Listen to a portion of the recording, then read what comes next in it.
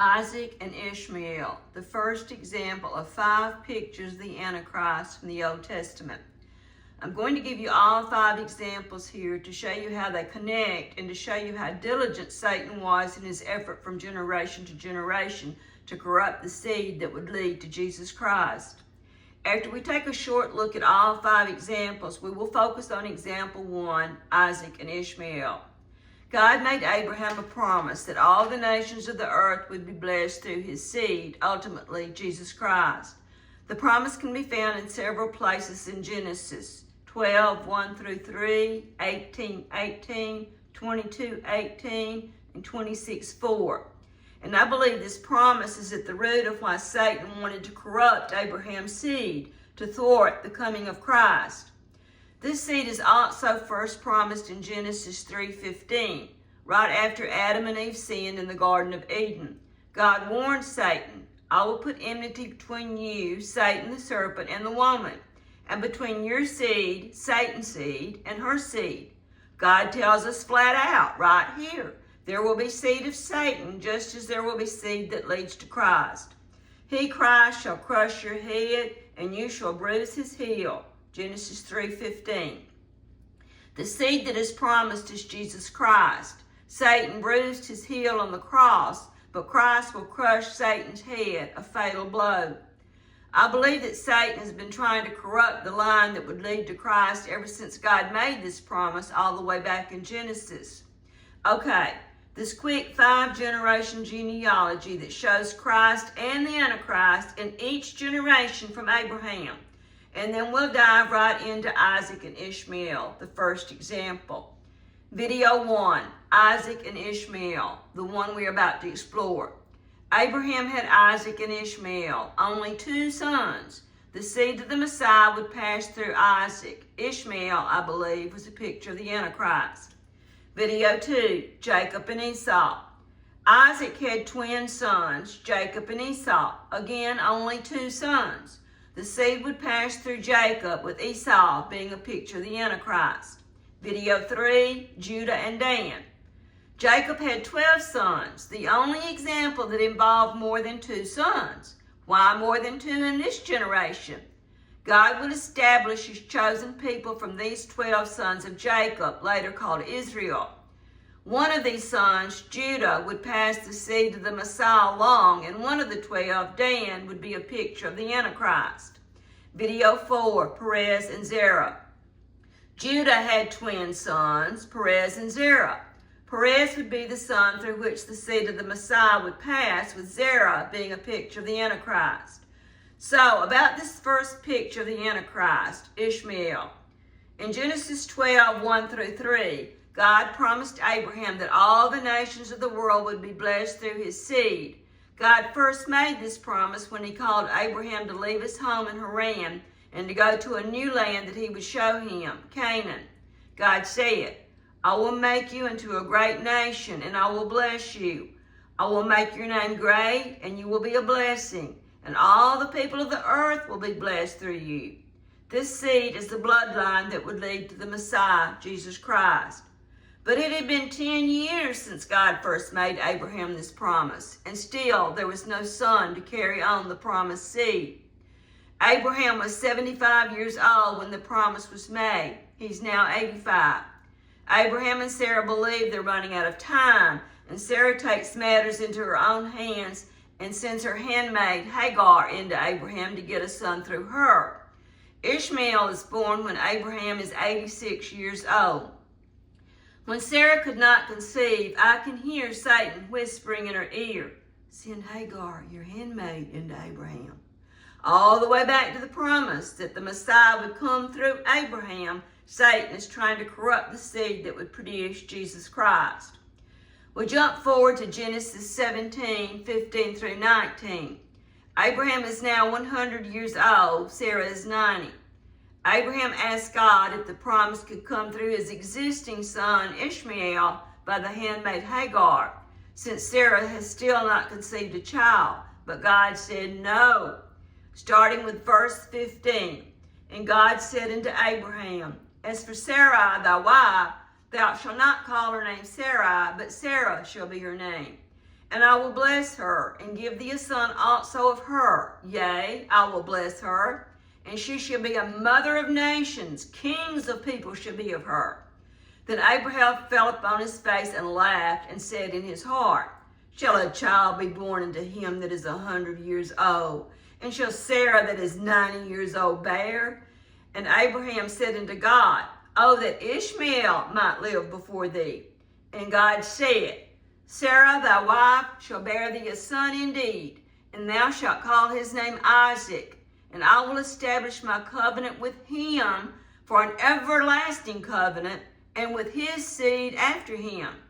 So the covenant must come through Sarah as well as Abraham, which goes back to the seed of the woman in Genesis 3:15, where God promises the seed of the woman will crush the serpent's head. The first announcement of the gospel and the coming of Christ, who would crush the head of Satan. You will find in each of the 5 examples it is the specific woman's seed as well as the seed of Abraham that will lead to Christ, as is the case with Sarah and Hagar. Ishmael is the son of Abraham through Sarah's handmaid Hagar. Ishmael may point to the Antichrist having Islamic roots. I read this in a Google search. In Islam, Muslims are considered to be descendants of Ishmael, the son of Abraham through the handmaid Hagar.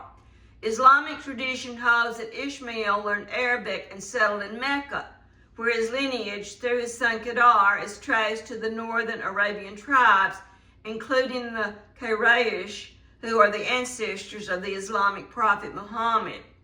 Islam views Ishmael as a patriarch of the Arab people. Ishmael is considered the father of the Arabs, particularly the northern Arabs, known as the Mustaba. This lineage connects Ishmael to Muhammad and to Mecca, the holy city in Islam. Because most Arabs are Muslims, Ishmael is often seen as a symbol for Muslims as a whole. As I continued to research Ishmael being a picture of the Antichrist, I found this. The biblical figure Ishmael is described as having 12 sons. Oh wow, moment. Ishmael had 12 sons. I never knew that. Jacob, later called Israel, also had 12 sons. Coincidence? I doubt it. The Antichrist always copies Christ. He is the great deceiver. God promised Abraham that his descendants would be as the stars in the sky, and that through them all the world would be blessed, Jesus Christ.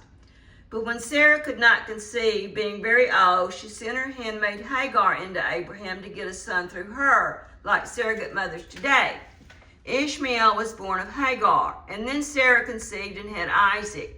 Isaac was the one through which the promise would be fulfilled, that all the world would be blessed.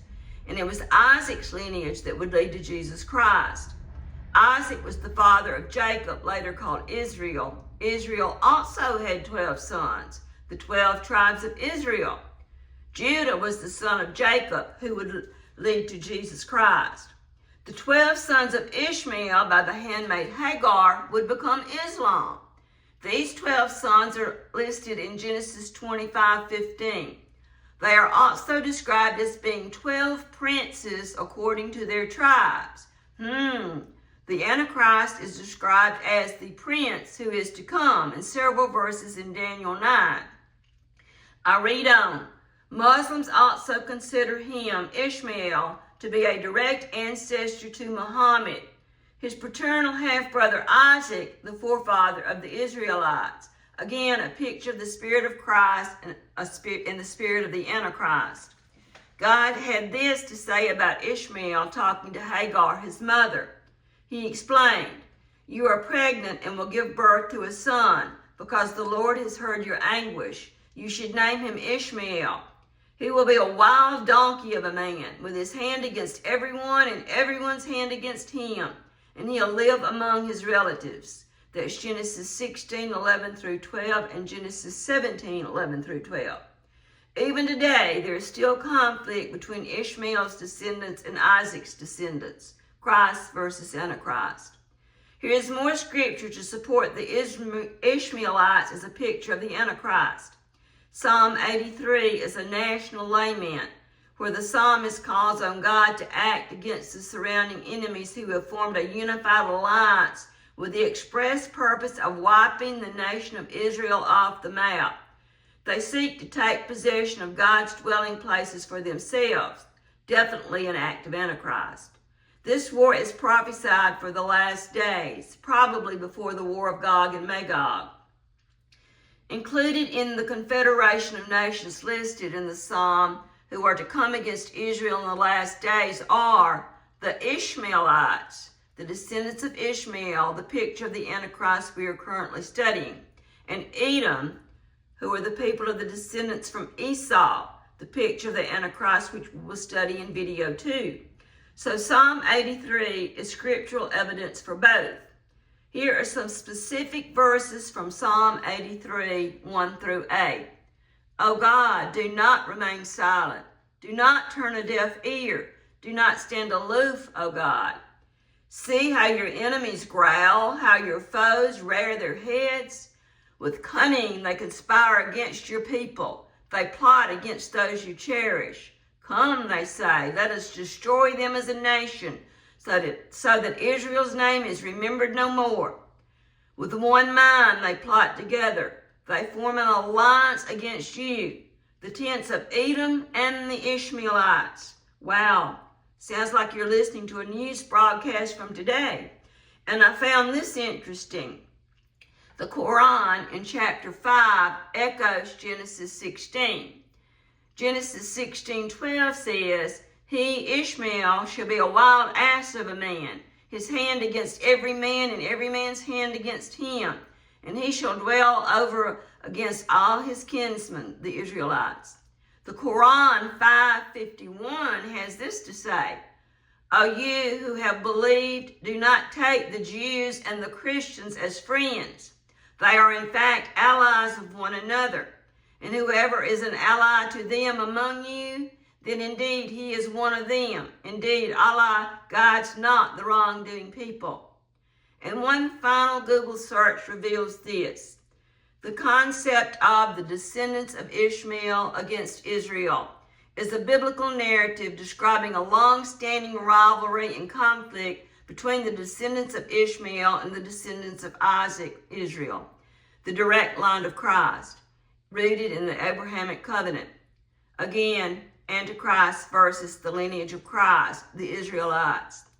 Video 2. In video 2, we will explore the second Old Testament Antichrist picture, Jacob and Esau, sons of Isaac.